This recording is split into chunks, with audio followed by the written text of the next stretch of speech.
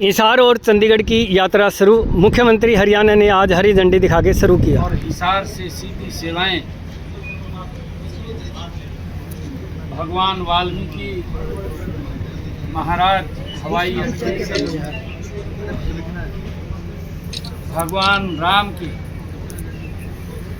दर्शन के लिए सीधी हवाई सेवाएं वो शुरू की थी। वो हवाई सेवाएं निरंतर चल रही हैं, लोग उसका लाभ उठा रहे हैं। भगवान श्री राम के दर्शन करने का लोगों को अवसर मिल रहा है।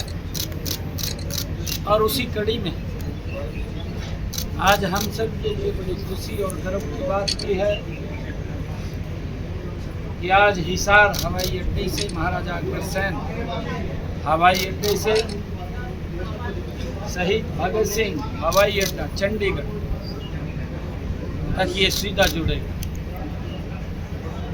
और यहाँ से हवाई सेवाएं लोगों को सुविधाएं महाराजा अग्रसेन हवाई अड्डे हिसार से शहीद भगत सिंह हवाई अड्डा चंडीगढ़ तक ये सुविधाएं मिल रही हैं। आज इस फ्लाइट का शुभारंभ हो रहा है। इसके लिए मैं पुनः हिसार के लोगों का और हिसार के तमाम जो इस एयरपोर्ट का उपयोग करेंगे उन सब का बहुत बहुत बधाई और शुभकामनाएं देता हूं। और इसी कड़ी में आने वाले समय में चाहे हिसार महाराजा अग्रसेन हवाई अड्डे से जयपुर हवाई अड्डा और चाहे महाराजा अग्रसेन हवाई अड्डे से अहमदाबाद हवाई अड्डा और महाराजा अग्रसेन हवाई अड्डा हिसार से जम्मू हवाई अड्डे को जोड़ने का काम इस हवाई अड्डे से होगा।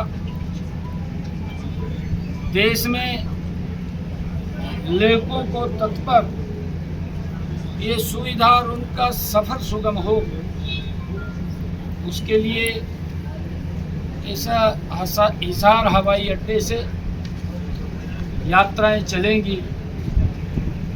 जैसा मैंने कहा है कि आदरणीय प्रधानमंत्री जी ने जब इस हवाई अड्डे का शुभारंभ किया, यहाँ से सीधी फ्लाइट भगवान श्री राम अयोध्या के लिए चली और लोग लगातार उस हवाई यात्रा का लाभ ले रहे हैं। अब चंडीगढ़ जाना भी उनके लिए सुगम होगा, सरल होगा। मात्र आधे घंटे के अंदर चंडीगढ़ पहुंच जाएंगे। आदरणीय प्रधानमंत्री जी का विकसित भारत, इस बात का कमिटमेंट है कि हमने लोगों के जीवन को सरल और सुगम और उनको सुविधाएं प्रदान करना। आम व्यक्ति भी इस यात्राओं का लाभ ले सकता है, सस्ती दरों पर ले सकता है। आदरणीय प्रधानमंत्री जी ने उड़ान योजना के माध्यम से ये देश के लोगों को सुविधाएं उपलब्ध कराई है। मुझे ये भी खुशी है देश के यशस्वी प्रधानमंत्री आदरणीय नरेंद्र मोदी जी के 11 वर्ष गौरवशाली पूर्ण हुए और देश एक उत्सव के रूप में उसको मना रहा है। आज हम देखते हैं पिछले 11 वर्षों में भारत ने एक गति से आगे बढ़ा है। दुनिया में भारत की एक बड़ी पहचान बनी है। एक सशक्त भारत आगे बढ़ा है, मजबूत भारत खड़ा हुआ है। आदरणीय मोदी जी के नेतृत्व में जब 2014 में मोदी जी ने इस भारत के प्रधान सेवक के रूप में जिम्मेवारी ली थी, तो यह देश 11वें स्थान के ऊपर था। आदरणीय प्रधानमंत्री जी के उस संकल्प को कि हमने विकसित राष्ट्र गति से बनाना है, ये दुनिया की 5वीं आर्थिक इकोनॉमी बना और आज मुझे खुशी है कि इसको आगे बढ़ाते हुए ये दुनिया के चौथे स्थान के ऊपर आकर के खड़ा हुआ है। आदरणीय प्रधानमंत्री जी का जो संकल्प है, जो प्रधानमंत्री जी का एक सपना है, ये भारत दुनिया की तीसरी आर्थिक शक्ति बनेगा, उसको लेकर के काम कर रहे हैं। और अगर हम देखें, आज 150 से ज़्यादा हवाई अड्डे देश के अंदर काम कर रहे हैं, चल रहे हैं। चाहे रेलवे का इंफ्रास्ट्रक्चर की बात हो, चाहे रोड की कनेक्टिविटी की बात हो। इन 11 वर्षों में मोदी के नेतृत्व में देश ने एक मजबूत छलांग लगाई है।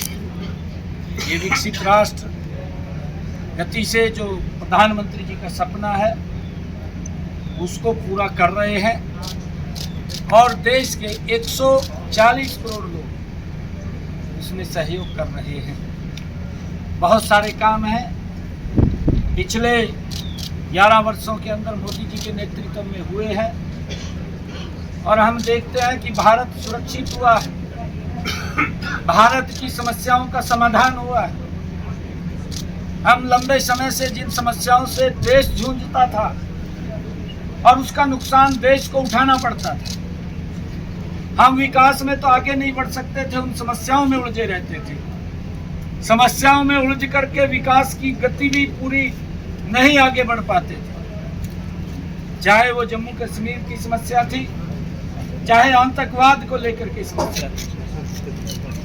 आज ये भारत वो मजबूत भारत है मोदी जी के नेतृत्व में, जिन्होंने धारा 370 को भी 35A को भी समाप्त करके अखंड भारत का निर्माण किया है, उस समस्या का समाधान किया है। आतंकवाद को भी स्टिक्स उसके ऊपर लगाम लगाने का काम पिछले 11 वर्षों के अंदर नरेंद्र मोदी जी ने किया। हमारी जो LOCs है वो मजबूत हुई है। आप देखते हैं कि अगर हमारे पड़ोसी देश जो आतंकवाद को छद्म युद्ध के माध्यम से भारत को लगातार परेशान करता रहता था, भारत के लोगों में एक भय पनपता रहता था और सरकारें देखती रहती थी। आज नरेंद्र मोदी जी के नेतृत्व में सरकार देखती नहीं है, आज सरकार उसका जवाब देती है, उसके घर में जाकर के जवाब देती है। चाहे उरी की घटना हुई हो, उरी की घटना के अंदर हमारे जांबाज सैनिकों ने सर्जिकल स्ट्राइक करके पाकिस्तान की भूमि पर उस आतंकवाद को जवाब देने का काम किया है। और चाहे पुलवामा की घटना घटी हो, हमारे जांबाज सैनिकों ने पाकिस्तान की सरजमीन पर जाकर के जहां आतंकवाद पनपता था, सर्जिकल स्ट्राइक करके उसको नेस्तनाबूद करने का काम किया। और चाहे पहलगाम की घटना के बाद आप देख रहे हैं आदरणीय मोदी जी के नेतृत्व में हमारे जांबाज सैनिकों ने, जिनको हम सलाम करते हैं, उन्होंने हमारे जो देश के अपने परिवार से ही घूमने के लिए जा रहे थे, उनके बच्चों के सामने उन आतंकवादियों ने एक टारगेट तरीके से उनको मौत के घाट उतार दिया। ऑपरेशन सिंदूर के माध्यम से आदरणीय मोदी जी ने पाकिस्तान की सरजमी के ऊपर जाकर जहां से आतंकवाद निकलता था, जहां आतंकवाद पनपता था, उन आतंकवादी अड्डों को मट्टी में मिलाने का काम किया। मुझे खुशी है कि मोदी जी के नेतृत्व में ये भारत मजबूती से आगे बढ़ रहा है। और आज उसी कड़ी में जब आदरणीय प्रधानमंत्री जी ने महाराजा अग्रसेन हवाई अड्डे का यहाँ शुभारंभ किया, इसका उद्घाटन किया, तो आज उसकी एक और फ्लाइट उसके अंदर जुड़ रही है, जो हिसार से चंडीगढ़ लगातार चलेगी और जिसमें हमारे हिसार के और हिसार के साथ साथ जो मैंने 2 राज्य जो साथ लगते हैं, चाहे राजस्थान है, चाहे पंजाब का हिस्सा है, उनको भी इस हवाई अड्डे का लाभ मिलेगा। मैं सभी को, हरियाणा वासियों को भी और देशवासियों को भी महाराजा अग्रसेन हवाई अड्डे की बहुत बहुत बधाई देता हूँ, शुभकामनाएं देता हूँ और मोदी जी के नेतृत्व में लगातार आगे बढ़े। 5 जो नए जिले बनने थे, ऐसा माना जा रहा है कि उनमें थोड़ी सी देरी हो सकती है, क्योंकि जातिगत जनगणना का जो कानून है उसमें कहा गया था कि नए जिले नहीं बनेंगे उसी में के साथ, ऐसा कुछ है अभी?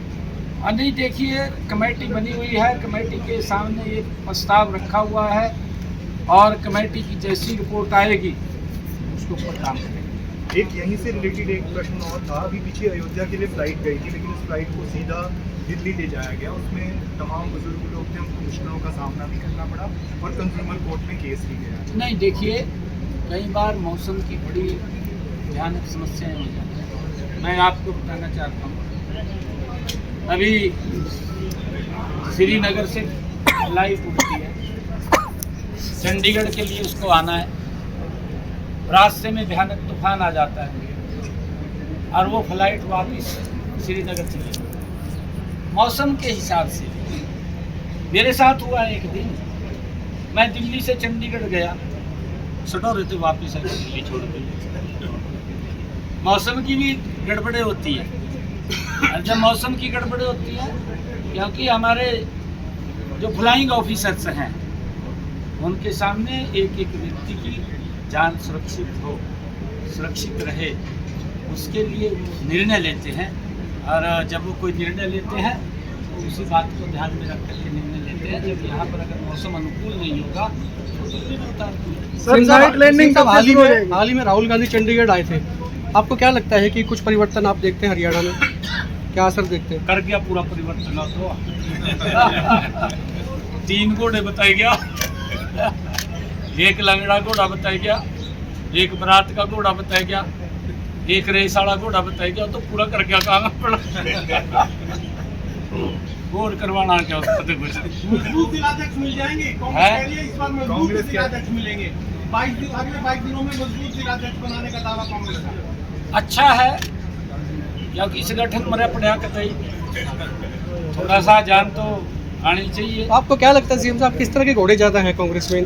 तीन वैरायटी में से कौन से घोड़े ज़्यादा नजर आते हैं कांग्रेस में? कांग्रेस में तो सारी लंगड़े घोड़े हैं। लंगड़े घोड़े तो मैं यूँ कहूँगा, रात के कोई नहीं है जी, मैं इसलिए कहूँगा, बरात वाले तो वापस करती है ना लोगों ने, बरात वाले वापस करे ना, देखा ना हरियाणा प्रदेश के लोगों ने भी देखा, बरात वाले भी पे कामयाब नहीं है, वो वापस कर दिए। और रेस वाले घोड़े नरेंद्र मोदी के पास है। ये भारत किस गति से बढ़ रहा है आप देख रहे हैं ना, आज दुनिया में भारत का नाम हो रहा है। इनको तो ये देश क्यों आगे बढ़ रहा है, क्यों गरीब को मुफ्त इलाज मिल रहा है, ये नहीं दे पाए, क्यों महिलाओं को सुविधाएं उनके घर में पानी पहुंचाया गया है, ये कांग्रेस को दर्द हो रहा है, क्यों महिलाओं को फ्री में गैस का कनेक्शन दिया गया गरीब व्यक्ति को, क्यों गरीब परिवार की महिलाओं को 500 रुपये का गैस का सिलेंडर दे रहे हैं, ये दर्द है इनको। और दर्द है तो ये जब कुछ नहीं कर पाए। राहुल गांधी साहब 3 पीढ़ियाँ लगी तरी तो लगी या नहीं लगी, 3 पीढ़ियाँ लगी, 3 पीढ़ियों के अंदर भी अगर घोड़ा रेस से नहीं दौड़ा तो फिर तो लंगड़ा ही घोड़ा है। 3 पीढ़ियाँ लगी है ना, समय दिया, कोई छोटा नहीं समय दिया, 55 साल का समय दिया। 55 साल में तो रिटायरमेंट कर देते हैं लोग, अभी रिटायरमेंट कर दिए ने, फिर तो इनको कुछ और विचार करना पड़ेगा। अब तो रिटायरमेंट सर, सीटी के फार्म नहीं भर पा रहे हैं बच्चे।